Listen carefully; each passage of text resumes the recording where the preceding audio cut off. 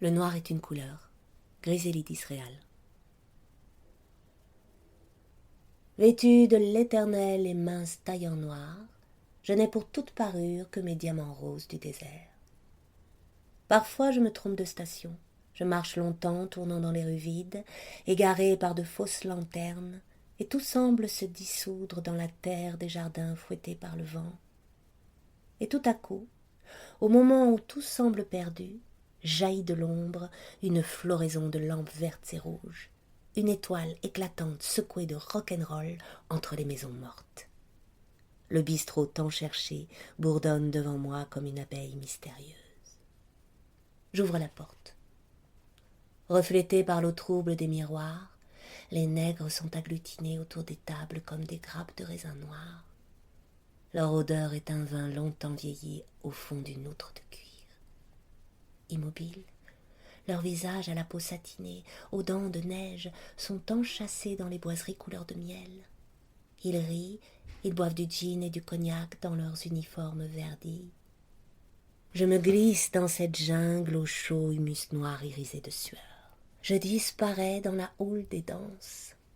Ils tiennent chacun une femme, une Allemande blonde et nacrée. Et c'est miraculeux de voir leurs mains sombres jouer sur des nuques et des épaules de lait, leur peau de ténèbres mêlée aux épis clairs des chevelures, et les bouches fardées de roses posées sur d'énormes lèvres bleutées. On entend hurler une voix rauque hors de jukebox, du fond des blouses gorgées de tripes et de désespoir. À l'aube, je rentre en taxi, ballottée, serrée contre un noir, jamais le même, enfoui dans les plis de sa veste kaki. Au long des sentiers de terre où nous titubons ensemble, les chiens, excités par cette odeur nouvelle, aboient furieusement, arc-boutés sur leurs chaînes.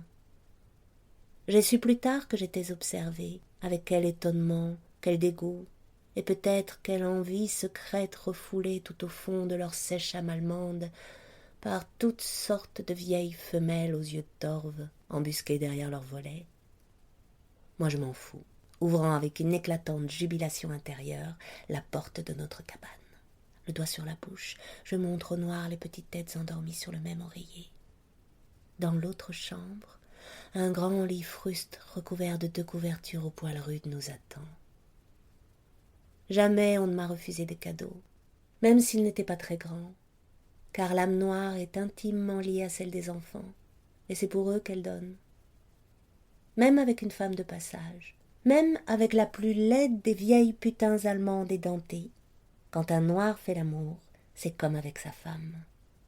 Ah, mouvement doux, sûr et puissant de fauve honorant sa femelle. Dans sa brutalité, c'est amoureusement que frappe sa grande lame fumante. Soumise, écrasée et baisée, je me venge des blancs, de leur petit cœur sec terminé en sexe débile. Leur érotisme, triste geste dont ils masquent leur impuissance, petits garçons pissant dans leur lit et se masturbant en cachette, refusés, retranchés, morts-nés, je vous crache à la gueule, et je piétine vos couilles dérisoires. Figues sèches qu'il faut piquer d'aiguilles et de brosses, lacérer, fouetter, battre à coups de cravache, de gants à clous et de talons pointus pour en faire sortir un jus mort. Buvez votre pisse, bouffez votre merde, et que jamais le mot amour ne franchisse vos gueules. En quelques nuits, j'ai vengé toutes les femmes privées d'amants de notre famille, celles qui furent frigides, celles qui n'ont aimé qu'une fois, celles qui sont mortes vierges du cancer à 75 ans, celle qui criait sur son lit d'agonie les boyaux déjà pourrissants. « Je n'ai jamais connu l'amour !» Dormez en paix. L'amour a explosé, il me ronge le ventre. Que son sperme brûlant retombe sur vos cendres, qu'il foute le feu à vos squelettes. Je veux finir ma vie dans un vieux quartier noir, à Chicago ou à San Francisco, usée et pauvre, mais heureuse, entourée de musique, de danse et de caresses. Je veux devenir noire, revêtue de nuit. J'ai tant marché dans son ombre que je serai comme elle, veloutée et presque invisible.